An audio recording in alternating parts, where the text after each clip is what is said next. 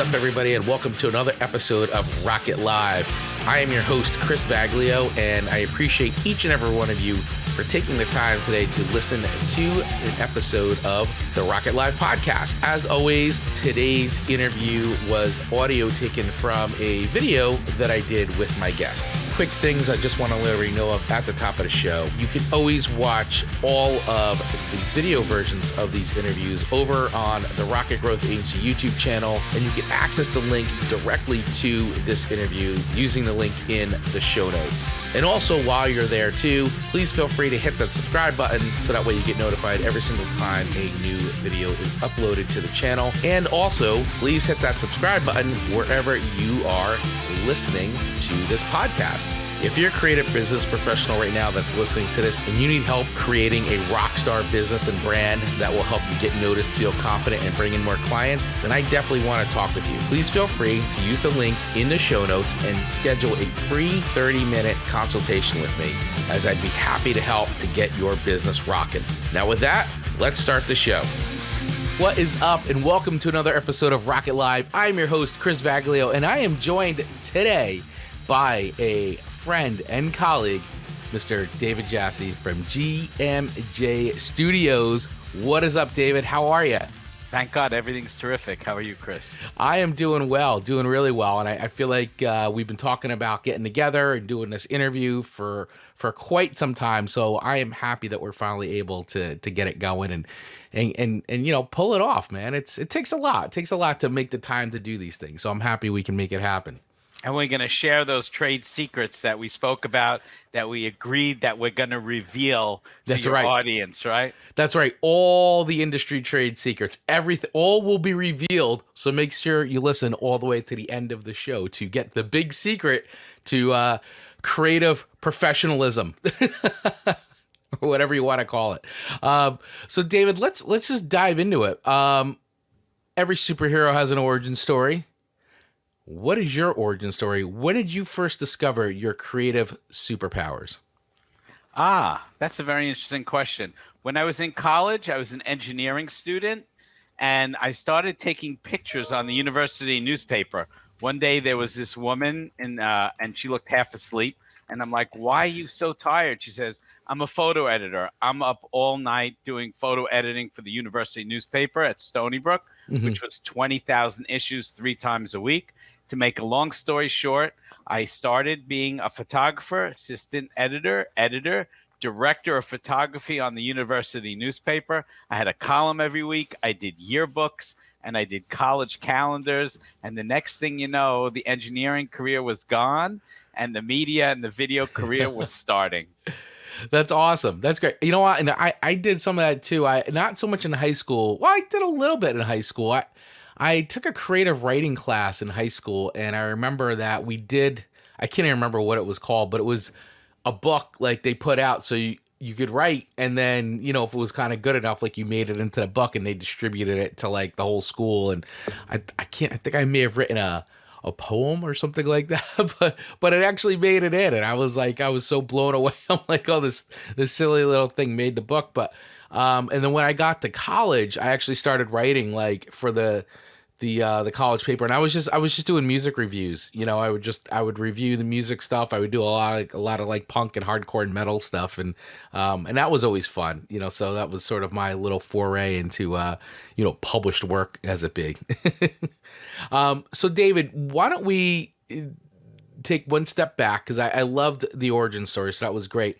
But let's talk about what you're up to now, because I think when people hear DMJ Studios, I think they know exactly what it is you might be doing. But why don't you let everybody know, like, what do you do? What is DMJ Studios? What does David Jasse do now? So first, a little bridge from the last story. I worked one day in photography, and then I got my first job in television at CNN. Right. I happily got on a train at 4:17 a.m. in the morning to work the early shift. And to this day, it was the coolest job in the world. That's awesome. Fast forward more than 25 years. And this week we were out doing a corporate video for a telecom company, had actors, had an amazing crew, had an amazing producer set up the shoot. bringing on wonderful artists and graphic artists for the post-production. And not only are we doing a set of corporate videos, explainer and company videos for Maxip Telecom on Long Island, we're also redoing their brand. So we've moved beyond video and we've gotten involved in some brands. We've helped out some schools. We've helped out some companies, because a lot of people are the real deal. They know what they're doing, but their PR and marketing is not great. So usually a marketing company calls us in, or an organization, to do a high-end promotional video to raise awareness, to raise funds. But sometimes they don't even have that. So Right. it's no fun making a great video that nobody sees. So we help them with some marketing. We've built a handful of websites. So we've evolved from strategic video creators to more of an agency and helping the clients get the word out and have results. So it sounds to me like where what started as a sort of a traditional video production company has evolved into more, from what it sounds like, a turnkey solution for your clients, like being able to help them with all their different marketing needs beyond just the actual video production itself. Yeah, absolutely. Over the years, as you start to create great content for people, and they're usually getting it out there or they're not getting it out there, you learn a lot. You learn the business, you learn the digital marketing, you learn the websites, and there's no reason that we shouldn't be supervising that. About 10 years ago was our first success. Mm-hmm. We helped the special needs school in New Jersey go from $1 million to $2 million in fundraising the first year. We did a brand makeover, and we gave them their tagline, a uniquely special education, that they're still using to this day. And it was wonderful. A lot of our work is in the nonprofit space, Mm-hmm. because we find that nonprofits are some of the best businesses out there when they're run like a business. Right. And we could use our skill sets and all the things we learned in our broadcast television background for good causes. We love to do that. Yeah, I like that a lot. I mean, that's super interesting because, I think everybody sort of has their niche, or the thing they fall into, or the thing they just enjoy doing, right? So sometimes it's like you start out doing one thing and then you sort of get pulled into another direction that you didn't necessarily initially start out wanting to do. And, it doesn't mean that you don't like doing the other stuff, but you definitely start to find the things that you just really enjoy doing, the types of projects and working with the kinds of clients that just, really kind of put a smile on your face and also, but, fulfill you creatively as well. Well, one of our taglines is making the world a better place, one video at a time. Mm-hmm. And we've been very, very fortunate to work with brain injury, suicide, Mm-hmm. you name it, in the nonprofit space, where we help people tell their stories in an emotional way, Mm-hmm. in a short and sweet way these days. Back in the day when there were more of these banquets, Yeah. people pay $1,000 a couple to go to a dinner, Mm-hmm. and we were doing 7-minute, 10-minute, sometimes even 15-minute short movies. And after all the speeches, everybody, and they ate and they drank, they were happy to sit back and watch a movie. It still goes. It Mm-hmm. still goes. We do a lot of short promotional videos to get people to events. We do a lot of those videos that go on the top of those fundraising sites. Right. And then during the pandemic, we actually pivoted to 1 hour virtual shows, which was easy for us because we came from TV. Mm-hmm. And if someone says make good TV for an hour, we've been there, we've done that, we know how to do it. So the TV background is really fantastic. And that goes for corporate also, because very often corporate America, their videos are terrible. And they could use people like us who come from broadcast television. Right. I'm a little bit of a broadcast television snob. Right. I've come to appreciate my background and my education that I got in network TV. We cranked out good content Right. daily, Mm-hmm. and sometimes when you work with a corporation or company or organization, there are a lot of cooks and it takes a long time to put out a piece. Yeah. TV, we were cranking out a half-hour show every week. We were cranking out 3-minute pieces every day. It was amazing. And if I don't want to be rambling, but when it comes to hiring people, I look to hire those types of people also who come from broadcast television. You said something pretty interesting, and I want to sort of just go back to that really quick. 'Cause you were talking about the need of really producing quality content for corporate America, and really kind of bringing that, the TV production experience, or whether you come from a filmmaking experience, or bringing that in. But that is interesting. I mean, for you, and I'm sure a lot of other, everybody has their own thing. I think creative professionals have their own way of doing things, their own process, their own system, the thing that really helps them. But for you in particular, how do you balance creative experimentation but still meet the client's needs? Like, how does that work for you? The most important thing is start with the end in mind. Who are we communicating to?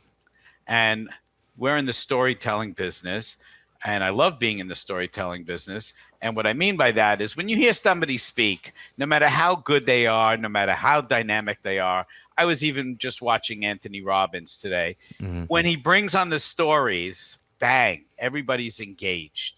So your question was like, how do you bring your art form into corporation? Storytelling, emotion, real people. We're like the video police. When I see a boring corporate video where somebody's reading a couple of lines, that's the worst. A story that comes from the heart touches the heart. So when we work with people, I get the real people, the emotion, the story at the same time as the messaging. Mm-hmm. It's been a long time saying of ours that we're not making video brochures. That's a different type of communication where that's more like a PowerPoint or something like that. So we have to do communication that touches people, that reaches people, that they'll remember with just the right amount of information. Interesting. Yeah, I like that. I think that's I think that's a great way to sort of sum it up and really find that balance, because I agree. Storytelling, I think there's nothing more powerful than, we've been telling stories to each other for as long as we can actually think and speak as a species. So I think that there's really, when you boil it down at the end of the day, like nothing can really replace just good storytelling. And when you break it down to those basics and you have solid story, then you're just building on top of that. So I like that. I think that's a really great way to look at it. What I want to dive into a little bit more is, I think, the process, because I've always found this very interesting, and especially talking to other creatives and entrepreneurs and business owners, and everybody has their way of doing it. And I always find it very fascinating. But how do you approach brainstorming and generating new ideas? How does that look for you? That's a very good question. I mean, very, very often you're inspired by something you just saw. Mm-hmm. And, a client just called me up out of the blue just now and says, I want a dog commercial. I didn't even know the guy opened his own business. And he's like, I want a commercial for a doggy thing. So my first question, to the client is, have you seen something that you liked? Mm-hmm. Whether it's from a competitor or something out there. It doesn't even have to be related to the subject, because it's very difficult people say they don't know what they want, but when they ask for something, in reality, they see something. Mm-hmm. It could be a channel, it could be a movie, it could be a commercial. And it's very important to find out what the person and the client has in their mind, number one, whenever possible. And then the other thing is, I find it strange when I see boring stuff, because I'm a human being and I seem to understand what will bore other human beings and what won't bore other human beings. When I see bad TV out there, I just say, what were they thinking? Would you watch this? I wouldn't watch this. I'd be changing the channel. So I'm very excited when I'm interviewing something, when I'm directing something, that when it's long, when it's boring, when it's not good, I'm in charge and I stop it, or I go in a different direction. And then when we're in the edit room, I have 25 years of editing experience. Less is more. Cut it down. When in doubt, leave it out. So, it's a process starting. And I must say, I bring in some amazing creatives. I work with people from advertising agencies who have done creative for Volkswagen and Amex and for beer. And as good as I am from all my years, these ad guys who do copy for us and stuff, they're better. Very often you're knocking your brains out. when you're communicating features and you're communicating benefits, and then all of a sudden, like with Maxip, with this company we're doing the brand for, Yoni Lazar, who's worked for all the big agencies, whether it's Deutsch or BBDO over the years, when he comes out with like live life to the max, you're like, yeah, that sounds like the real thing.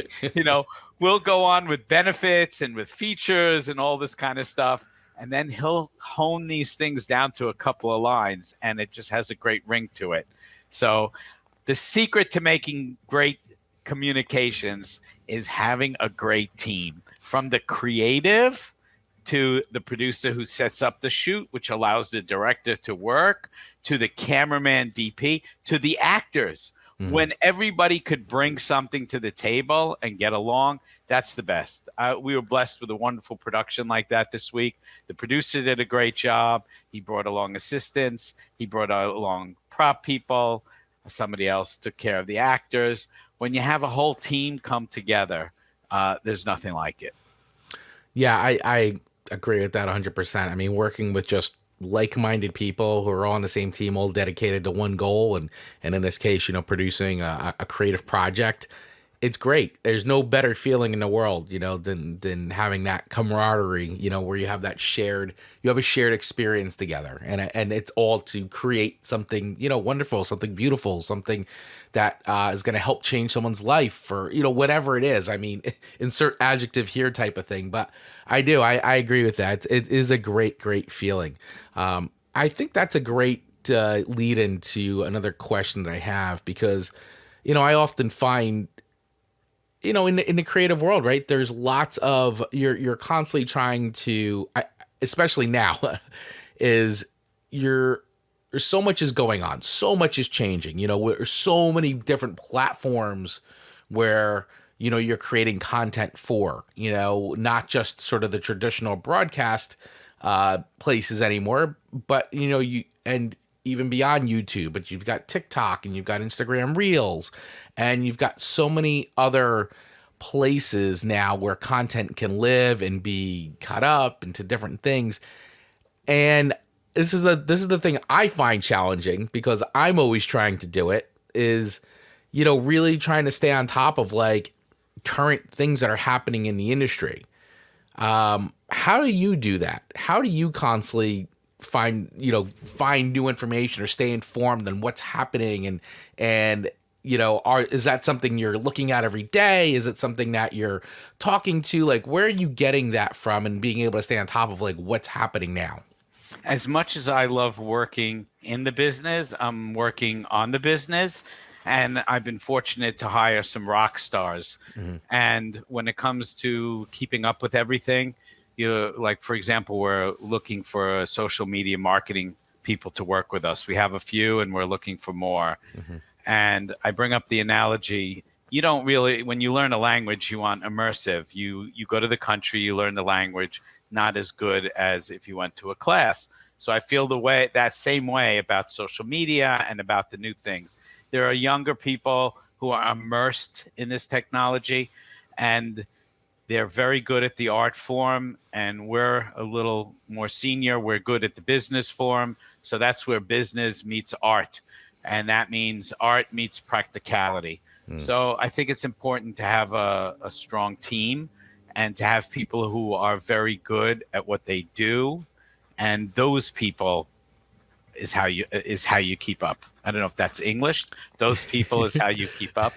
Working with those people is how you keep up. Right. No, I agree. I mean, I think there's so much you can learn from working with others and bringing people on and recognizing where people's strengths are and utilizing that. I mean, that's, one of the things I always learned early on was, one of my mentors told me 20 plus years ago, like, always hire people better than you, be around people better than you, because it just ultimately makes you better. It's just a natural way of things.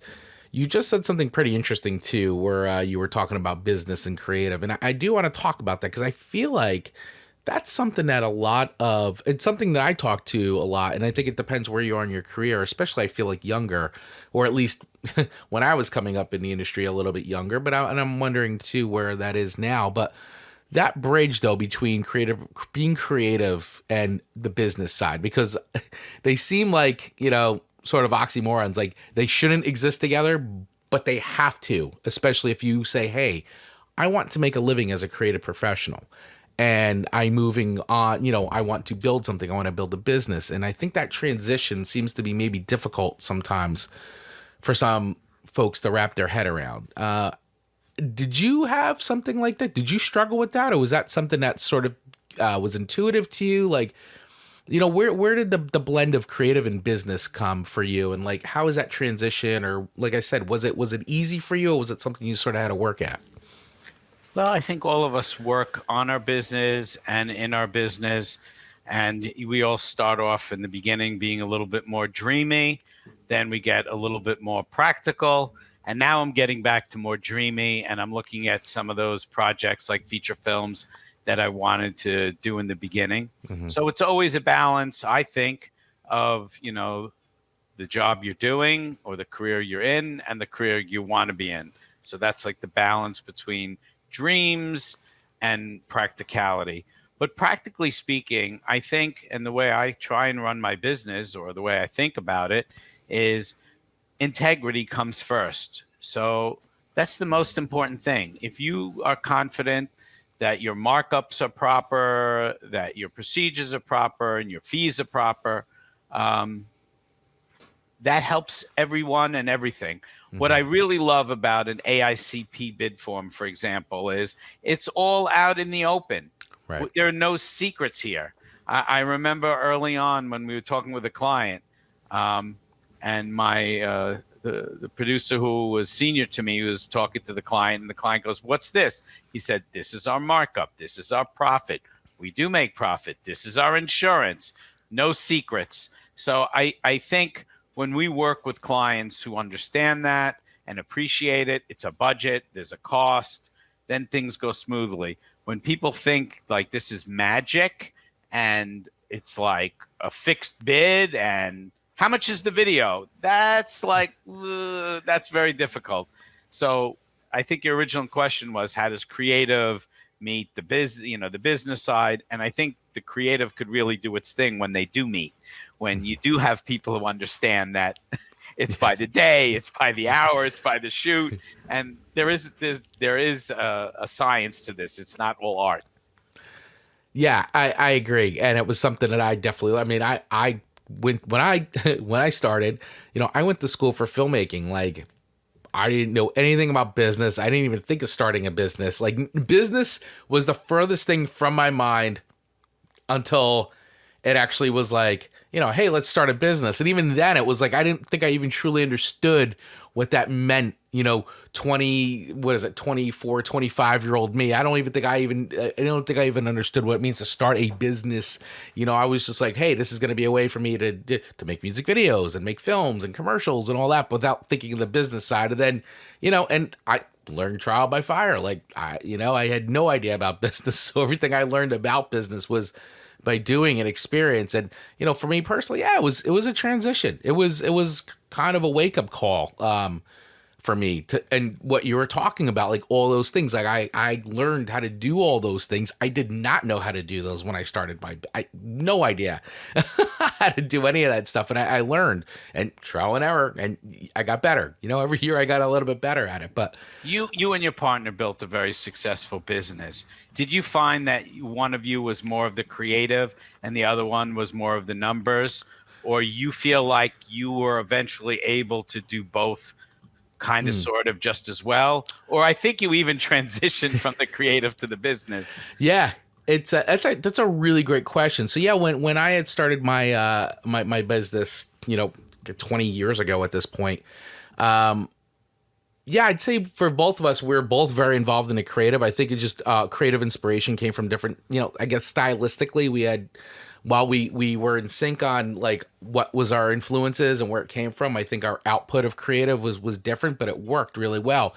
And then later, as we developed, who was stronger at what within the business. He was very good with like, the books and the finance and like a lot of the upfront operational stuff. And I started falling more into the networking and business development and quote unquote sales, whatever that was. And that's sort of like how so you're saying it evolved.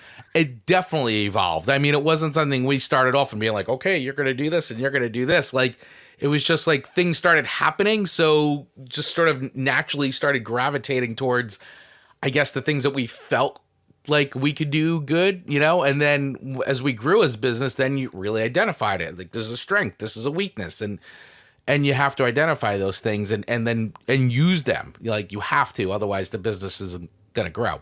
Would you do it the same way if you had to do it again, or when you're advising people? I would definitely say I don't regret anything. I would definitely say that it probably would have, I don't know. It's so funny because it's like, I love learning how I did, learning experience and trial by fire. I would have liked, I think if I had had a little bit more background and maybe some things I probably would have been able to accelerate the process a little faster than I did. So maybe that would be great. But other than that, what I would say is go out and find the mentors in your life, quick. Don't, identify it. And because people want to help, but you got to ask. Like, they aren't just going to fall out of the sky and be like, would you like me to mentor you? Like, that doesn't happen. Like, you have to find the mentors. They are out there. They want to help.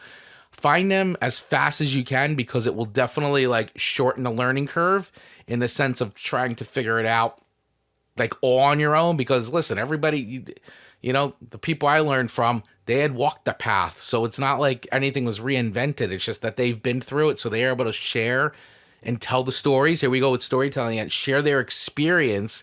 And from listening to their story and their experience, I was able to learn and then create my own experience and then learn from those things. So I would say that would be something that I would recommend everybody to do. And I probably wish I'd done it a little sooner, but it was good. It happened when it happened, and I'm glad it did. So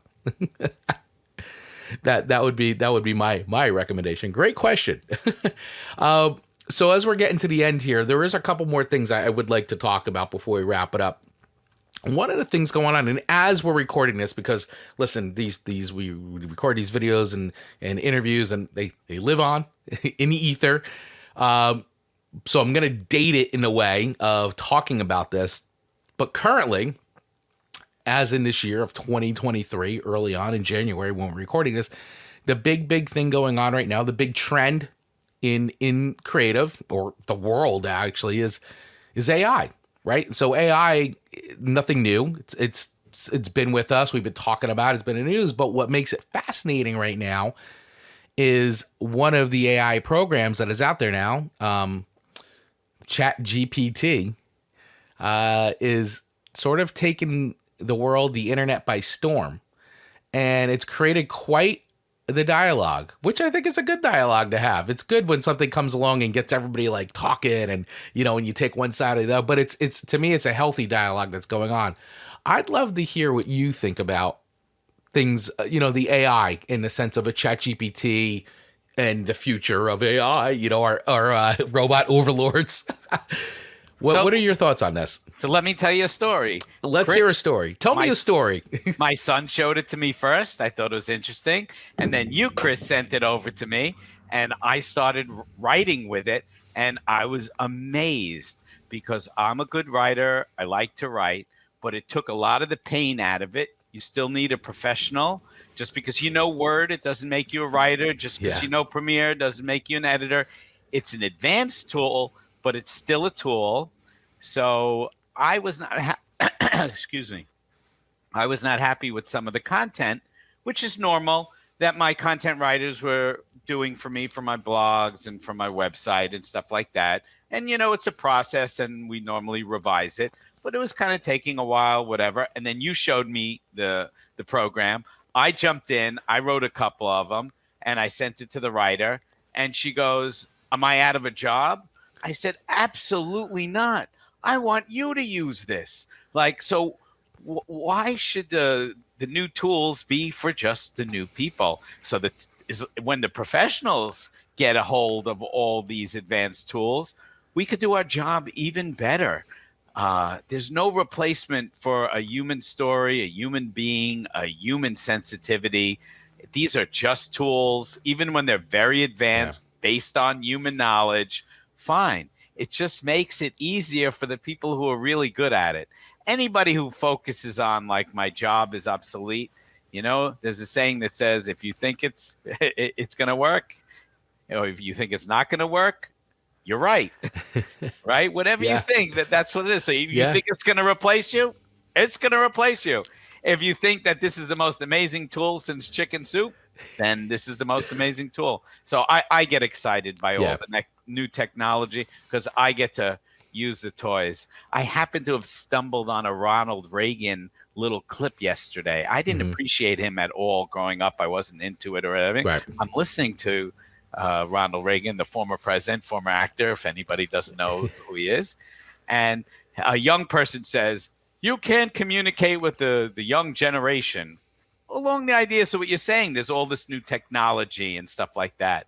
So he said he was very blessed that a great idea came to him. And you know how he responded to the guy who was trying to outdate him and say, you're obsolete, old man? You know what he said? He goes, we invented all that technology. Our generation, we built that. We invented it all. So that's great. We're very blessed. I think you're in a similar age group that we learned how to do it manual. We learned how to do it automatically. Yeah. And there's absolutely nothing to be afraid of. It's all to be embraced. It's exciting to live in these times. All these things, I'm still as excited about our field as I was the day I started and got up at 4 o'clock in the morning to catch that 4:17 train to get into the city for my 5:30 a.m. shift. I love it. Yeah, I agree with you 100%. I mean, I am not a good writer, never have been a good writer, never been my strength.